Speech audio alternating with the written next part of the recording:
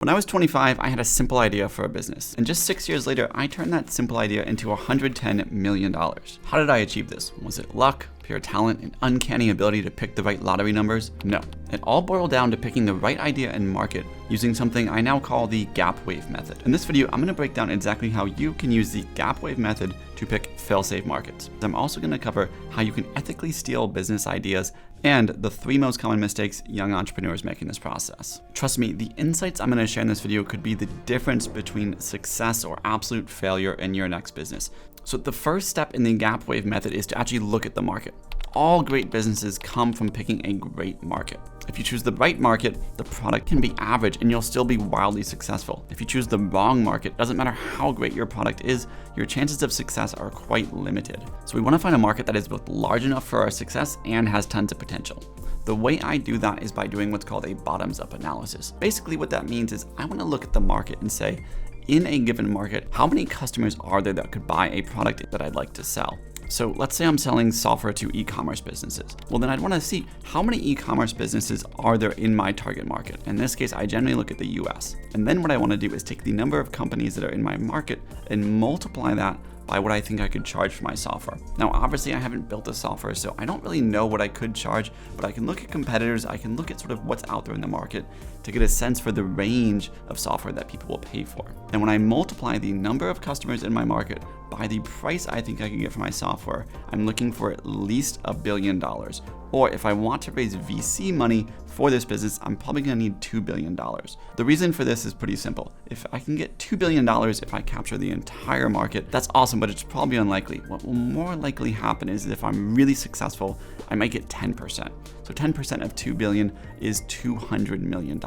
Now, I know these are massive numbers, and you might be thinking, listen, I don't need to build a $2 billion business. I don't even need to build a $200 million business. I just want to make a little bit of money. That's fine. What you're doing in this process is really finding a market that is so large that even if you are just doing an okay job, you can still have a very large, life-changing outcome. So there's no reason to limit yourself in this early stage. Look for markets at least $1 billion, ideally $2 billion plus. However, if the TAM ends up being like 500 billion or $1 trillion or something, you've probably gone a little too high on your calculations. Either you have too many customers or you're charging too much for your software. So try to be realistic in this phase. Now, resources you can use to actually find these numbers are websites like Statista. That will help you find the number of businesses, or frankly, just Googling it often finds different resources.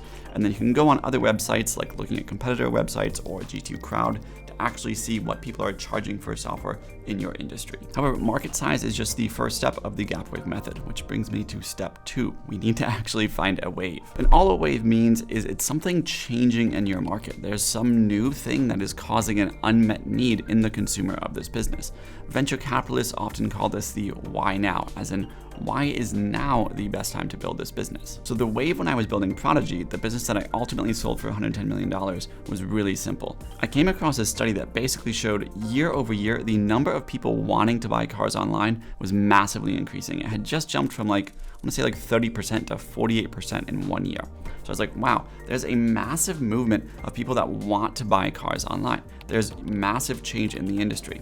This is the exact same insight Jeff Bezos had when he launched Amazon. It wasn't that he knew people wanted to buy books online or things like that. It was actually just the number of people on the internet year over year was increasing like 1,000% every year. And so just launching a business in that, there's this massive wave that will propel the business and make it successful almost to spite yourself because there's so much momentum in the business. And a third example of this is actually Airbnb. You see, Airbnb was launched just after the great financial crisis, and they didn't know it, but they tapped into one of the biggest waves of all time. You see, the lead up to the great financial crisis had created this ridiculous market where money was practically free. You could borrow for free, you could get home loans so easily. And so everyone bought bigger and bigger and bigger homes. And then the great financial crisis happened, and all of a sudden, all these people had spare rooms that they didn't need and could no longer afford. Airbnb was right there to say, hey, we can help you rent out that spare room and make some extra cash. All great businesses are ultimately founded by finding a wave of change in a market. Now, let me give you the secret and the shortcut to actually doing this. You could spend tens of thousands of hours researching markets and trying to find different waves, but there are massive 10,000 plus people firms that do this all day and publish the research for free. A few examples are PwC, Capgemini, Ernst & Young. These consulting companies are constantly throwing armies of analysts at markets just to see what are the trends, what's changing, what's new. And they publish this stuff for free because they want massive companies to pay them to do consulting for them as well, so they're showing how good their research is. But you're not a massive company, so you can just steal that research. It's free to download and find what consumer trends are happening. This is a massive hack for finding that next billion-dollar business. Just go steal some research. Now, once you find that wave, you need to find the gap. And the gap is basically what gap in the market is being made by this wave. So change in consumer expectations often create a natural gap, but you need to make sure it's actually not being met. In my case, 48% of people wanted to buy cars online, but less than 1% of people are actually able to do so. It was very unusual to be able to buy a car online in 2015. So I had that perfect combination of a massive wave and a gap, hence the wave gap. Now for you, the easy way to do this is just see what else is in the market. Once you have a large market and you see some change, go look at the people playing in that space. Look at your competitors, look at people entering the field, check out their reviews, see if you can find anything. A great little hack in this process is to go on a website called gtube.com. You can see reviews of all the top software players in any market.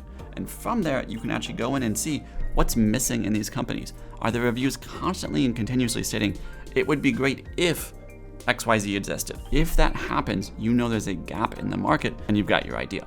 Now, one way to sort of shortcut all of this and to really just like accelerate your process as an entrepreneur is to ethically steal an idea. Now, I'm gonna let you in on a little secret. When we were starting Prodigy, that business that I ultimately sold for $110 million, we completely stole the idea, but not in the way you might think. You see, in October 2014, I read a news article, BP raises $60 million to sell consumers cars online. Whenever you see a company raising tons of money, there's usually something interesting going on that venture capitalists are tapping into.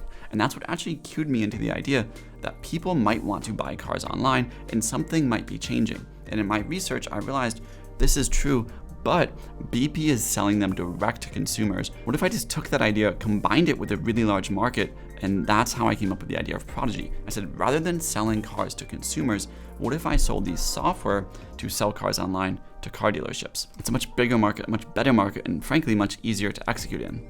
BP and a bunch of other companies like them ultimately went bankrupt chasing that idea, while I was able to take it, put it in a better market, a older market, and ultimately sell it. So it's kind of like that saying, you've probably heard it, bad artists copy, great artists steal. Ultimately, what you want to do is you want to just take a couple different ideas that may not be together yet and combine them into your own unique business idea. This is how many of the great businesses were built. I mean, literally Amazon was just, people are selling things online, that's cool. People are selling books, people buy a lot of books. What if I just combine those two ideas? By combining 2 or 3 different ideas, you can come up with original ideas that are worth so much more, and you're not just like reinventing the wheel from scratch. Now, there are still 3 mistakes that can absolutely ruin your chances of success, so let me cover those really quickly. First is you need to avoid assumptions. People, when they're doing this process, often find that they're assuming the customers will want this, the market is this size, so on and so forth. You need to validate every single thing that you think is true.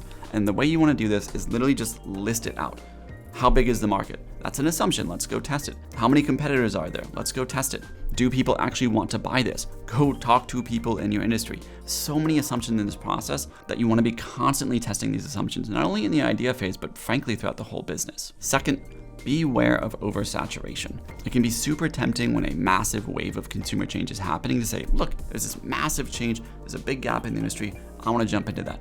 But sometimes ideas are so obvious, you might find that there's so much competition, you just can't stand out. A good example would actually be NFTs in 2021. For some reason, all of a sudden, people wanted to buy pictures of JPEGs for hundreds of thousands of dollars online. Now that consumer change had occurred, but what happened is so many people jumped into the NFT market that frankly, unless you are one of the few big players, you kind of just got lost in the noise. You couldn't really stand out, you couldn't really build a business. And I would guess of the literally hundreds of thousands of projects that launched in the NFT space, there's probably only a dozen that really mattered. And that also brings me to my next point, which is build something people actually want. If you look at the reason for startup failures, the number one reason for failures in a startup is actually they just build something nobody wants. They find a market, it's big, it's juicy, they think they can sell a product, and they try to cram an idea into that market and say, let me go sell this, I think people want it. What you have to do in this process early on is validate by talking to customers, validate by selling them products, constantly be making sure that you are building something people actually want. Otherwise, you're gonna build this cool product, no one buys it, and your business fails. Now, if you want to make sure you're actually starting the best business to succeed, I also just filmed a video, I'll put it over here. It's on the best business to start if you want to make millions. Just click the link and I'll see you there.